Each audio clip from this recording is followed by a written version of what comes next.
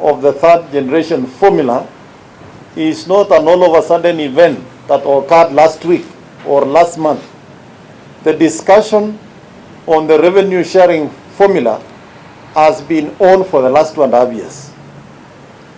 And the role of CRA is to actually look at how counties are going to share the revenue in an equitable manner, considering all the necessary factors.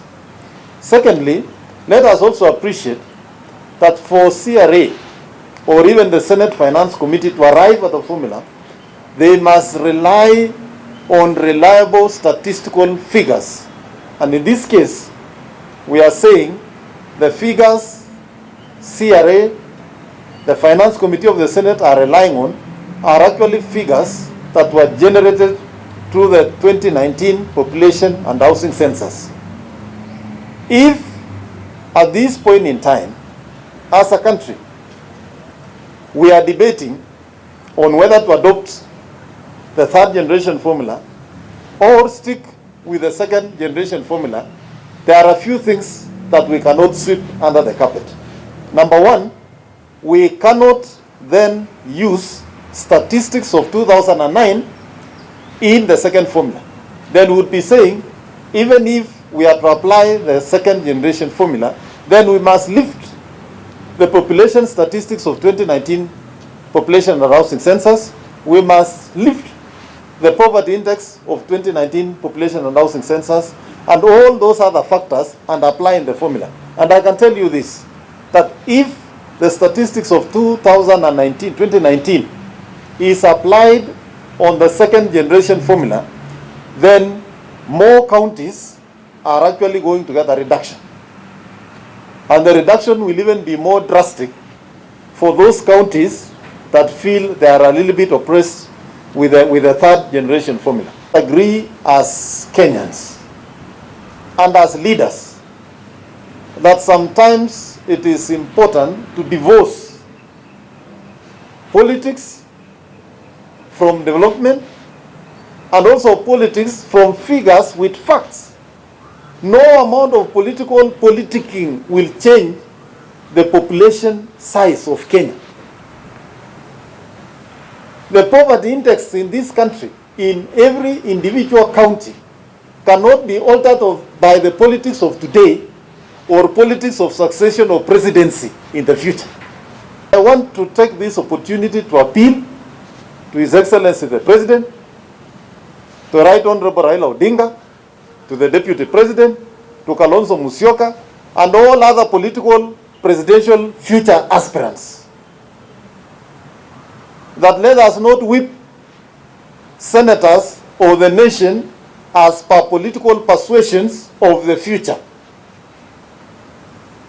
Let us deal with development matters as development matters, where we have decided to mandate a constitutional commission like CRA to perform a function. The designers of the Constitution and Kenyans who passed the Constitution envisage a situation where political persuasions will overrun statistical facts. And that is why it was necessary to have CRA as an independent constitutional commission. And we therefore want to urge the Senate that they should pass the third generation formula, that is at the floor of the House tomorrow, and that the formula should be applied in the current financial year. Secondly, National Treasury should begin taking the recommendations of CRA seriously. The crafters of the constitutions and Kenyans must have found it necessary to have CRA as part of our independent commissions. If National Treasury took into consideration the recommendations of CRA and actually allowed counties as per the shareable revenue available, as per CRA's recommendation, counties were actually supposed to be sharing close to 370 billion. If National Treasury seriously consider the recommendations of CRA and this formula applied, actually we could not have had any county losing. So we are dealing here with a situation where we have very little revenue, shareable revenue given to counties, and the fact that we have statistical figures here that are stubborn, that will never be changed by any other thing, and we are supposed to share the revenue that is available. So I want to ask the Senate that please let's pass the formula, and I want to ask my Senator Professor Kamar, the Deputy Speaker of the Senate, that the people of Uasin Gishu are watching, and we are waiting for that vote to stand with the people of this county. All what we want as a nation is to make sure that we alleviate poverty, we create access to health care in all parts of this country, and all of us support development in all areas.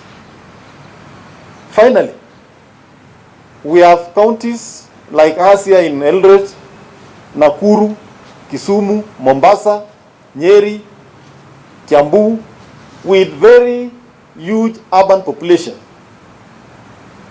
And there are services we have to deliver as counties with huge urban population, like sewerage, for example. Again, if the formula does not consider such factors that are not common to all counties, then counties with large urban population will continue suffering and offering services that are not adequate to the residents of the urban areas because of the resources that are being allocated. And that is why I think there was a lot of research in the third generation formula, and CRA even recommended some funds for major towns or cities in the country. That even if I'm given money to run Eldoret municipality, it's not actually money for Mandago, or money even to some extent, not money for the people of Uasin Gishu County. How many people from other counties come to do business in Eldoret? They will need to access water, they will need to access, we need sewerage services, we need all these other social amenities in urban areas. How many of us in different parts of this country have actually their children in Nairobi? If today we complain and say, why are we giving Nairobi a lot of money? But who is that who is living in Nairobi? It is all of us who are migrating from Eldoret, we are going to Nairobi. You are migrating from Kakamega, you are going to Nairobi. You are migrating from Mandera, you are going to Nairobi. And if you go to Nairobi, you need roads, you need lights, you need sewerage, you need health, you need security, you need all these services. Therefore, if we are pushing population to a certain corner, let's also allow sufficient resources to deal with that population in that corner, so that development can also be consumerate, or large populations can access quality services wherever they are. This is our position. County government of Uasin Gishu, county government of Elgeyo Marakwet, and so many other counties who stand to gain additional resources from the third generation formula. This formula, the third generation formula, only increases the amount that comes to Elgeyo Marakwet by 390 million, which again, it's a gain for us, and that will go in a long way in ensuring that we improve the services of the people of Elgeyo Marakwet. So personally, I want to urge my senator and also the Senate that they need to pass this formula. And again, I know there are colleagues of ours who will be disadvantaged by this formula. But we know that the national government has resources, and it can as well, through the equalization fund, relook at how to cushion those counties. This formula, they consider those counties that are still struggling with less than 5 billion. You all know that there are services that needs a lot of money to deliver, like health. Health alone takes 40% of my budget, and still we are not able to employ enough health personnel to support health services in our county. So I think in the spirit of also raising those counties which are disadvantaged, we urge the Senate